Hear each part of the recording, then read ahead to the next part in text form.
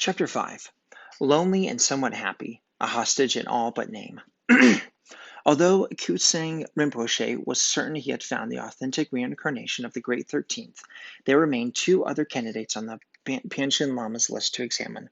The first child the search party interviewed after returning from Taksay turned out to be more promising than any other they had seen so far, apart from Lamo Thundup. But this one was too shy even to touch any of the objects that had belonged to the Great 13th. He was subsequently identified as the reincarnation of a lesser figure. The other child unfortunately discounted himself in the most comprehensive manner by dying before he could be examined. This brought to an end the Rinpoche's work, and he submitted his report to the government in a coded telegram, as well as by messenger traveling on horseback. It was now left to the regent to look at the evidence supplied by all three search parties and to consult with the oracles. Why it took several months for his reply to come back is not clear, but among the reasons must have been the fraught political situation prevailing in the Amdo area at that time. Following the fall of the Manchu dynasty, the nationalist government, now under the leadership of Chiang Kai-shek, had come to power in China, but already its authority was being seriously challenged by Mao Zedong's communists, and civil war had broken out. Crucial to the nationalist campaign to hold off a communist army that crossed the Yellow River in 1936 was the Hu Muslim warlord Ma Bufang. By annihilating the communists in a fierce battle, he succeeded in establishing himself as governor of Qinghai, the western Chinese province that claimed much of Amdo as its own territory. This he ruled with little regard for the central government. Kutsaeng Rinpoche realized correctly that if Ma came to know of the strong likelihood that the infant Dalai Lama was under his jurisdiction, there was every chance that not only would he seek to extort large sums of money from the Tibetans, but also that he might try to send a military escort with the boy to Lhasa. If this happened, it would give the Chinese government the opportunity to claim a presence in the Tibetan capital. The search party leader thus determined to keep the child's identity secret and announce only that he was one of several promising candidates. In the meantime, the infant prodigy was taken by his parents in the fall of 1937 to Kumbum Monastery, where he would reside until his final confirmation by the authorities in Lhasa. There was nothing unusual in this boy. Boys would be given, quote-unquote, to a monastery, often at an early age, though it was rare for one quite so young. In the case of the Dalai Lama, his parents decided that Lomsang Semten, his next elder brother, should also enter the Sangha at this time so that at least little Thamo Thundup would have a companion close to his own age. That their eldest son, the 16-year-old Taksha Rinpoche, was already studying at the monastery must have given them further comfort at the thought of leaving their youngest child there.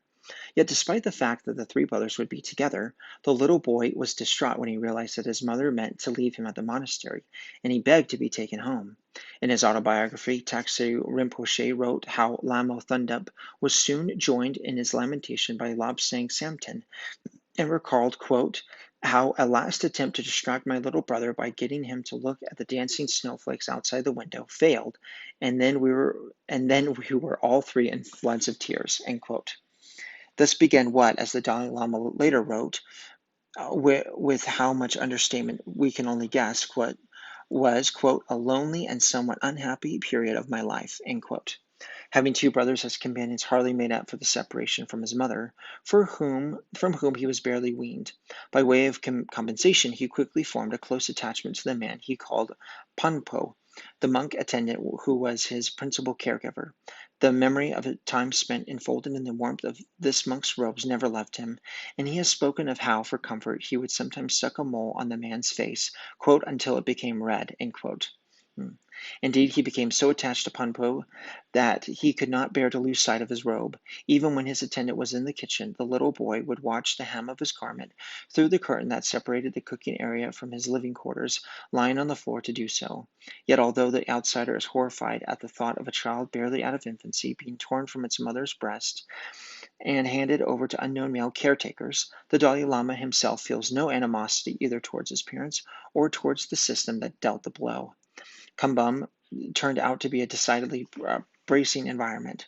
While his brother Lobsang Samten was having lessons, the Dalai Lama, quote, had no one to play with, end quote, and he remembers, quote, peering around the curtain and in the doorway to try to attract his attention without letting his tutor see me, end quote. On one occasion, the 4-year-old Dalai Lama watched horrified as a young monk was beaten for some failure in his studies, though he also remembered that the teacher who beat the boy, quote, was very nice to me and would give me peaches as I sat inside his robe, end quote. And yet, while it might look as though there were disadvantages in being a candidate for the highest office in the land, these were unevenly granted. The future Dalai Lama and his two brothers also had an uncle, a brother of their father, at the monastery to whom the younger ones took, quote, a childish dislike, end quote, partly on account of the mustache of which he was unbecomingly proud, and partly on account of the fact that he was often cross with them. On one never-to-be-forgotten occasion, the little boy muddled the pages of Scripture his uncle was reading, at which he, quote, picked me up and slapped me hard. He was extremely angry, and I was terrified. For literally years afterwards, I was haunted by his very dark, poke-marked face and fierce mustache. Thereafter, whenever I caught sight of him, I became very frightened, end quote. As the Dalai Lama confessed later, quote, for the most part, he was quite unhappy, end quote, during his time at Kambum. The fact that he was considered possibly to be the earthly manifestation of Chenra Singh counted for little. Quote, as far as I knew, I was just one small boy among many, end quote, he recounted. While waiting for word to come back from the regent and hoping to fool the governor, Ma Bufang, Kutsang Rinpoche requested permission to test an additional 10 boys at Kumbum Monastery. The governor objected to the venue and proposed another, which the Tibetans were compelled to accept. When Ma Bufang was informed that the boy from Taksang had performed more successfully than the other candidates and that the search party was requesting permission to take him to Lhasa for further tests, the governor's interest was aroused and he ordered that all the candidates be brought to his headquarters in Xingning so he could conduct his own examination. More dangerous still, the child who had so impressed the search party also made the greatest impression on the governor. Ma Bufang advised the Tibetans that this was undoubtedly the one they were looking for. It was now inevitable that he would use the child as a bargaining chip. Several months after this event, the Lhasa authorities delivered the momentous news that the boy from Taksay was indeed the authentic rebirth of the Great 13th. Redding Rinpoche, having deliberated with the utmost care and consulted with all the relevant supernatural authorities, was entirely confident in the matter. The child should be brought to Lhasa as soon as possible. Predictably enough, as soon as word got out, and despite the fact that officially the Tibetans continued to insist that the boy from Taxa was but one of several candidates, no one was taken in. Finding the reincarnation of the Great 13th was something to be shouted from the rooftops. This brought more than mere honor to Taxa and its environs. This was more than even a blessing. This was the earthly manifestation of Chenra Singh, Bodhisattva of compassion, erupting into the human realm right here on this piece of now and always to be hallowed ground. This was a theogony, the coming of a god. There followed what proved to be a lengthy wrangle, which escalated from a straightforward demand from the governor for payment of 100,000 silver dollars, equivalent to somewhere between $15,000 and $20,000 at the time, an enormous sum of money in those days, to negotiations that involved not only Ma Bufang's administrations but also the Chinese central government, the British, quote-unquote, government of India, and the Tibetan government. Furthermore, as soon as Retin Rinpoche's confirmation was received from Lhasa, the monastic authorities at Kambum announced that every monastery in the area and all the local people must be given the opportunity to receive the precious one's blessing. It was inconceivable that he should be among them, and that for mere reasons of worldly affairs people should be prevented from enjoying his benediction. When Kutsang Rinpoche demurred, there was even a moment when some of the younger monks at Kumbum threatened the search party with violence. Ma Bufang's demand for an initial payment of 100,000 silver dollars was soon followed by one for a further 300,000 in cash to be paid to the governor's office. In addition, the authorities at Kumbum themselves put in a demand for a full set of the late Dalai Lama's ceremonial robes and a throne, plus a set of the Great 13's 200-volume edition of the scriptures, all to be written in gold. This, they argued, was fair recompense for the costs associated with looking after the child and his family, which had by now moved nearby, and in any case an appropriate acknowledgement of the monastery's role in his discovery. Not having the funds available, the Tibetans turned in desperation to the Chinese nationalist government for help, with predictable results. The Chinese set their own unacceptable conditions, the most troubling of which was their insistence that an escort of the nationalist army go with the boy to Lhasa. They also wanted the Tibetan government to declare publicly whether or not the boy from Taxa was in fact the new Dalai Lama. The Tibetans prevaricated, but in the end agreed to a representative of the Gyumdeng traveling to Lhasa, though he had to do so via India. Still, however, the Tibetans insisted that the child was only one of two candidates. An official announcement would not be made before the boy could be examined alongside the Lhasa candidate, the boy whose connection with the Great 13th had been indicated by the horse escaping its stable, but who in reality had already been ruled out. By this time, Lambo Thundup was almost 4 years old and had been at Kumbum for over a year and a half. It was clear to all that he was an exceptional child, whatever Lhasa might finally decide. Some photographs taken by an American journalist who visited Kumbum in early 1939 show the alert, curious, self-assured features still recognizable more than 80 years later. We glimpse, too, a trace of authority in his bearing. This is a child who looks more than equal to the task that lay in front of him. Though his time at Kumbum may not have been a happy one, it is clear from these images that it had not defeated him. It was a matter of great satisfaction to the child Dalai Lama when, finally, word came that he was to leave for Lhasa. As he later put it, he, quote, began to look to the future with more enthusiasm, end quote. Although he realized he would not be returned to his mother, at least he had the prospect of seeing her every day. His parents, now elevated to the rank of the highest nobility in the land, were to join him on the journey. The family party also comprised his maternal grandmother, the terrifying monk uncle, his older sister Sering Dolma and her husband, his second oldest brother Gyalo Thundup, together with, though he was only 11 years old, the boy's fiancée, a, quote, strikingly pretty girl, end quote, in the estimation of one European who saw her in Lhasa soon after their arrival, Lopsang Semten, and their youngest sister, just born, Jetsun Pima. Traveling in a caravan that took almost 3 months to cover the distance, there were at the time no roads, and apart from 3 cars, since abandoned, which the Great 13th had imported to Lhasa, and a bicycle belonging to the British mission, no wheeled vehicles of any sort in Tibet. The precious protector was conveyed, together with Lopsang Samten, in a sort of palanquin carried on the backs of a pair of mules. According to the Dalai Lama himself, the journey was by no means an entirely serene progress through the vastness of the Tibetan landscape. Quote, we spent a great deal of the time squabbling and arguing, as small children do, and often came to blows. This put our conveyance in danger of overbalancing. At this point, our driver would stop the animals and summon my mother. When she looked inside, she always found the same thing, Lopsang Samten in tears and me sitting there with a look of triumph on my face. For despite his greater age, I was the more forthright, end quote.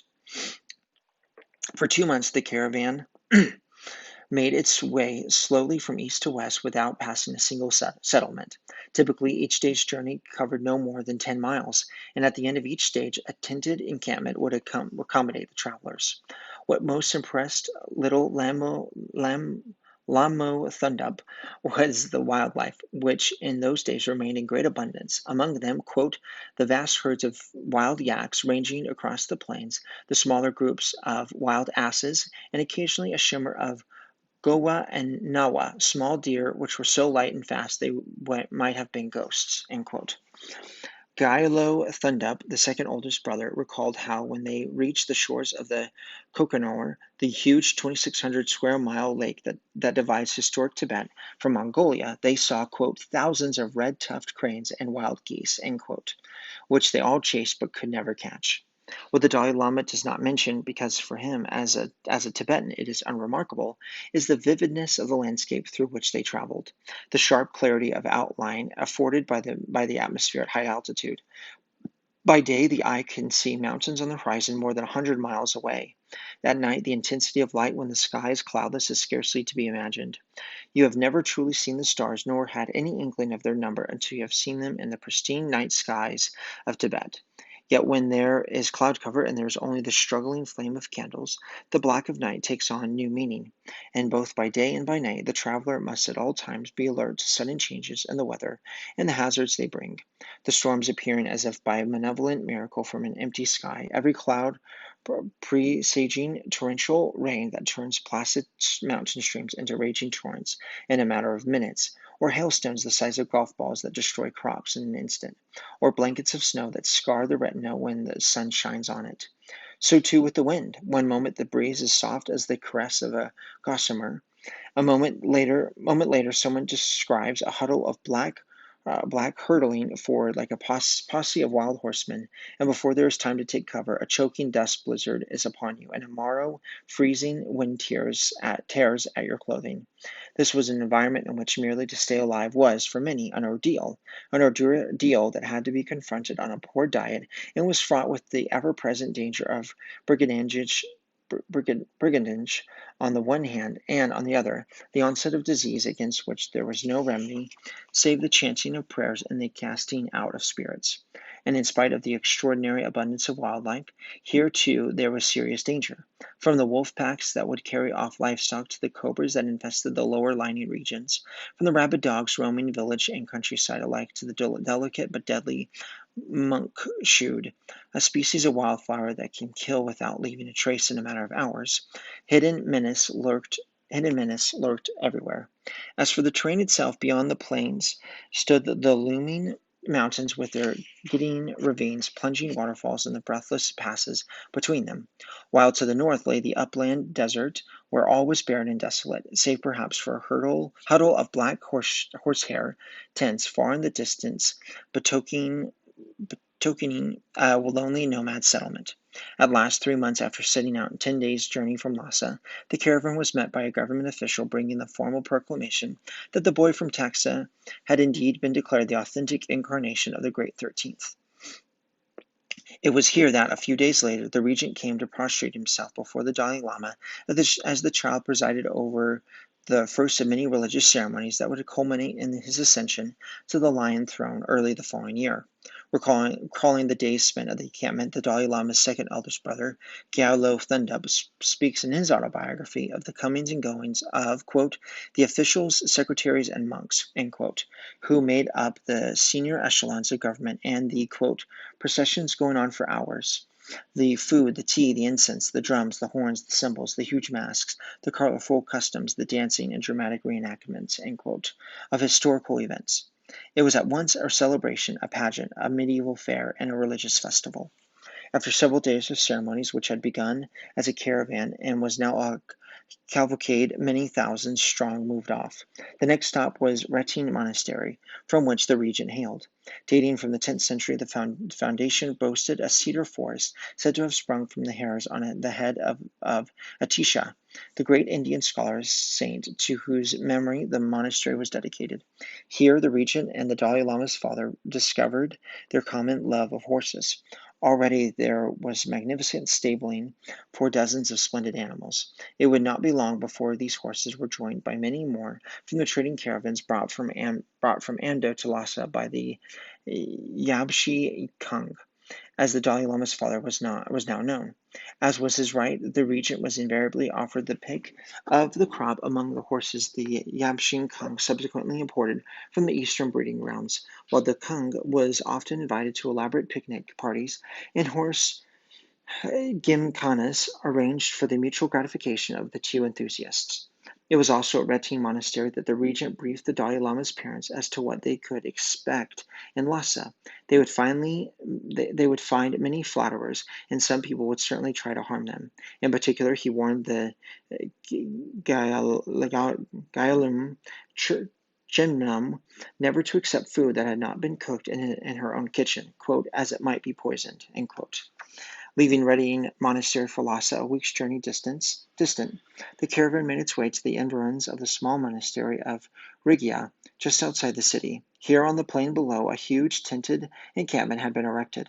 At its center stood the Macho Chenmo, the great peacock, a splendid blue and white construction that was only ever used to welcome the new Dalai Lama back to his temporal home. A poetic description of the return of the sixth Dalai Lama gives some idea of the splendor of the occasion. At night it was said to have seemed that all, quote, the stars of heaven had come down to earth, end quote. Then when the newly recognized Dalai Lama resumed his journey for the short distance to Lhasa, it caused, quote, such a thunder of hooves as had never before been heard, end quote. No film of the event, which took place on October 8, 1939, survives, though there are still photographs, and we know enough about Tibetan ceremony to have a good sense of what it must have been like. The sumptuous silk brocade of the lay officials, the ladies' magnificent jewelry of silver and turquoise and coral, the impossible headdress of even humble womenfolk, strange lattices of wood adorned with precious stones, beneath which the hair was braided and strung like so much wash hung out to dry, and alongside them the grave countenances of the solemn but inwardly exultant clergy, the eager bustling of the crowd seeking a place to stand, the longing expressed in the torrent of mantras recited, the smoke of incense burning, the reverent hush and humble obeisance of the common people as the procession drew close. But one has to think past these outer manifestations of gladness to recognize the true, the inner, and spiritual significance of the occasion. The profundity of the emotional connection Tibetans have with the Dalai Lama is beyond anything others can easily imagine. It was with a mixture of awe, reverence, and yearning, coupled with the tenderest feelings of possession, blessedness, and good fortune, that the whole population turned out to greet their beloved. That he was a somewhat unruly child who pulled away from the regent to get back to his mother and, to his terror, had to be manhandled back to his places by a bodyguard, "with big bulging eyes," was nothing to them. The one in whom the Bodhi, the awakened mind of the Buddha, resides, is not merely a monarch. He is someone who connects in himself the seen world with that unseen.